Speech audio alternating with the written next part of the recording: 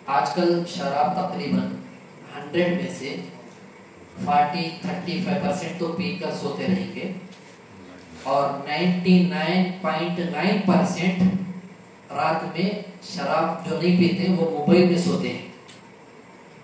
تو شرابی کے بارے میں جو شعر ہے وہ میں نقل کرتا ہوں، آپ اسے باقاعدہ دوسروں تک ضرور پہنچاؤ اور اسی شعر کے اندر موبائل کو بھی ہمیں جما لیے.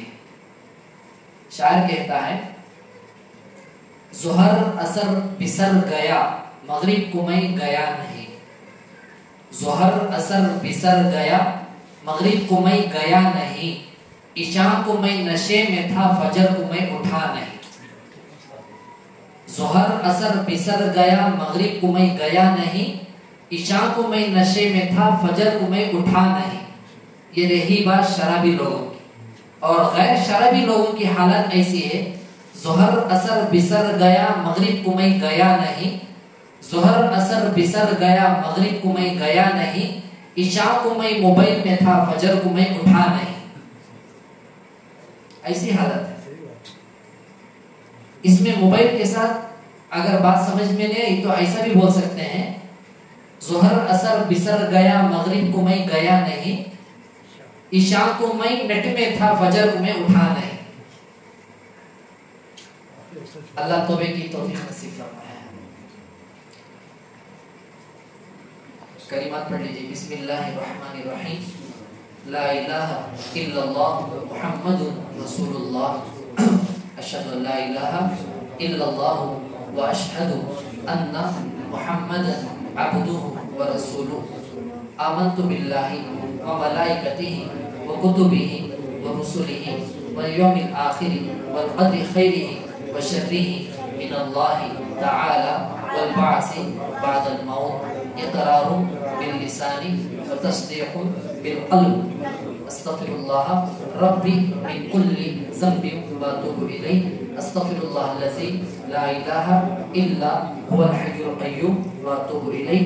اللہم انا نستغفرک ونتوب الیہ برحمتک یا ارحم الراحمین. ایک دو منٹ مراقبہ کر لے دعا کر. اللہ تعالیٰ کی رحمت آ رہی ہے، دل میں سما رہی ہے، زندگی بھر کے گناہوں کو، نحوستوں کو، سیاحت کو، رکاوٹوں کو، بیماریوں کو، اثرات کو دھو رہی ہے. وہ دھو کر چھٹ رہے ہیں، ختم ہو رہے ہیں. اس کے شکرانے میں میرا دل جو ہے اللہ اللہ کہہ رہا ہے. یہ سوچتے ہی بیٹھنا ذکر قلبی ہے، مراقبہ ہے.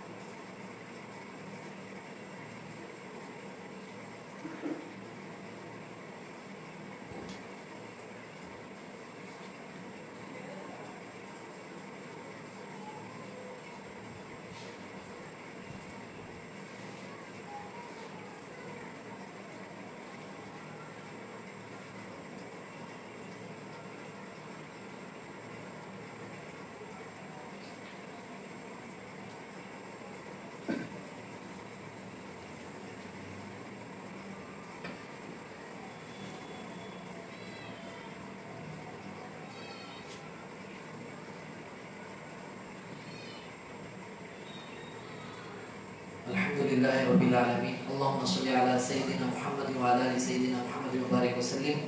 ربنا آتنا فی الدنیا حسنۃ وفی الآخرۃ حسنۃ وقنا عذاب النار. ربنا آتنا من لدنک رحمۃ وہیئ لنا من امرنا رشدا. یا ارحم الراحمین یا ارحم الراحمین. اللہ ہم سب کے گناہوں کو معاف فرما دیجیے، ہم سب سے راضی ہو جائیے. اللہ پورے امت مسلمہ پر ایک مرتبہ نظر کرم ڈال دیجیے. اے اللہ تمام زندگی بھر کے سیاحت کو حسنات سے مبدل فرما دیجیے. اے اللہ اپنی رضا نصیب فرما دیجیے. اے اللہ اپنا سچا اے اللہ عشق نصیب فرما دیجیے. آقا صلی اللہ علیہ وسلم سے سچی محبت نصیب فرما دیجیے. اے اللہ زندگی بھر سنتوں پر چلنے والا، عمل کرنے والا، اے اللہ لگے رہنے والا بنا دیجیے. اے اللہ جتنے بھی حاضر ہیں، سن رہے ہیں، اے اللہ بعد میں بھی سننے والے ہیں، اے اللہ سب کی دلی نیک تمناؤں کو پوری فرما دیجیے. اے اللہ دنیا میں ہی تو ہم دعا مانگ سکتے ہیں، اللہ دنیا سے چلے جانے کے بعد ہم دعا نہیں مانگ سکتے ہیں، اے اللہ دوسروں کے دعاؤں کے محتاج بن کے بیٹھتے ہیں، اے اللہ اب اس وقت میں تو موقع دیا ہے، اے اللہ توفیق دیا ہے، مانگ رہے ہیں، اے اللہ تمام دلی جائز مقاصد کو، اے اللہ مقاصد حسنہ کو اے اللہ تکمیل تک بعافیت پہنچا دیجئے، کر دیجئے، اے اللہ کامیابی نصیب فرما دیجئے، اے اللہ سب کے ہاتھوں کے اٹھانے کو اے اللہ قبول فرما لیجئے، اے اللہ ہم سب کے دامنوں کو برکتوں سے رحمتوں سے اے اللہ بھر دیجئے، اے اللہ بخشش کا، مغفرت کا، رحم کا، کرم کا، عافیت کا، درگزر کا، مغفرت کا معاملہ فرما لیجئے، اے اللہ زمینی آسمانی اے اللہ اثرات سے، آفتوں سے، مصائب سے، انسانی، شیاطین کے، جنات کے، خبائث کے، ساحرین کے، منافقین کے، ظالمین کے، کافرین کے، مشرکین کے، اے اللہ تمام کے چیزوں میں اے اللہ جو بھی کرتے ہیں کراتے ہیں، اے اللہ تمام دشمنوں کی دشمنیوں سے، تمام حرکتوں سے بھرپور حفاظت فرما لیجئے، تیری اکیلی ایک ذات ہے جو تمام چیزوں سے بچا سکتی ہے، اے اللہ بچا لیجئے، اللہ جس کے کام رکے ہوئے ہیں، رکاوٹوں میں پھنسے ہوئے ہیں، اے اللہ دنیا کے لائن سے، اے اللہ دین کے لائن سے، اے اللہ اپنے ذاتی لائن سے، گھریلو مسئلے سے، رشتوں کے تعلق سے، کاروبار کے تعلق سے، برکت کے تعلق سے، اے اللہ ہر لائن سے رکے ہوئے کاموں کو اے اللہ آگے بڑھا دیجئے، رکاوٹوں کو دور فرماتے ہوئے رکاوٹ ڈالنے والوں کی رکاوٹوں کو ناکام فرما دیجئے، اے اللہ خاتمہ بالخیر نصیب فرما دیجئے، اے اللہ جو ذکر کرے ہیں، جو قرآن حدیث کی بات سنے ہیں، اے اللہ بولے ہیں، سورتیں پڑھے ہیں، تمام کو اپنے فضل و کرم سے قبول فرماتے ہوئے آپ صلی اللہ علیہ وسلم کے روح مبارک کو یہ ہدیہ پہنچا دیجیے، ان کے وسیلے سے اے اللہ تمام انبیاء علیہ السلام، تمام صحابہ صحابیت رضی اللہ عنہ اجمعین، تمام تابعین تابع تابعین، اے اللہ چاروں اے اللہ مسلکوں کے ائمہ کو، محدثین کو، چاروں سلاسل کے ائمہ کو، مشائخ کو، محدثین کو، اولیاء اللہ کو، جتنوں کے نام ہم نہیں جانتے ہیں اے اللہ جتنے جانتے ہیں، جتنے نام کتابوں میں موجود ہیں، غیر موجود ہیں، اے اللہ تمام کے ارواح کو، چاروں سلاسل کے بزرگوں کے ارواح کو اے اللہ یہ ہدیہ جو زمین پر زندے ہیں، جو زمین کے اندر تیرے پاس آ چکے ہیں، سب کے ارواح کو یہ پہنچا کر ان سب کا فیض ہمارے سینوں میں جاری اور منتقل فرما لیجیے، سارے عالم میں ہمارے سے حق کا اللہ دین کا سچائی امانت داری سے اے اللہ کام لے لیجیے، اقبال عامہ مقبولت عامہ نصیب فرما دیجیے، اے اللہ قلب سلیم عقل سلیم نصیب فرما دیجیے، اے اللہ ولایت خاصہ ولایت کبریٰ نصیب فرما دیجیے، بصیرت تامہ دائمہ بصارت کاملہ دائمہ نصیب فرما دیجیے، اے اللہ ہمارے کو اے اللہ دنیا ایسی دے جس دنیا کو دیکھ کر لوگ دین پر آ جائیں، اے اللہ یہ دعا بڑے بڑے تیرے نیک اولیاء اللہ مانگے ہیں، ہمیں بھی اس دعا کو سیکھ کر مانگ رہے ہیں، ایسی دنیا دے جس دنیا پر ہم اس طریقے سے رہیں اور اس طریقے کو دیکھ کر لوگ دین پر آ جائیں، ایسا حلال روٹی روزی ہمارے کو نصیب فرما دیجیے، اے اللہ خاتمہ بالخیر نصیب فرماتے ہوئے سب کے گھروں میں، کاروبار میں، زندگیوں میں اے اللہ عافیت کے ساتھ درازگی، خوشحال زندگی، رحمتوں برکتوں والی زندگی نصیب فرما دیجیے، اللهم انا نسألك من خير ما سألك منه نبيك وحبيبك محمد صلى الله عليه وسلم ونعوذ بك من شر ما استعاذك منه نبيك وحبيبك محمد صلى الله عليه وسلم وانت المستعان وعليك البلاغ لا حول ولا قوة الا بالله العلي العظيم اللهم هذا الدعاء عليك الإجابة وهذا الجود عليك التقلان ربنا تقبل منا إنك أنت السميع العليم وتب علينا إنك أنت التواب الرحيم برحمتك يا أرحم الراحمين والحمد لله رب العالمين.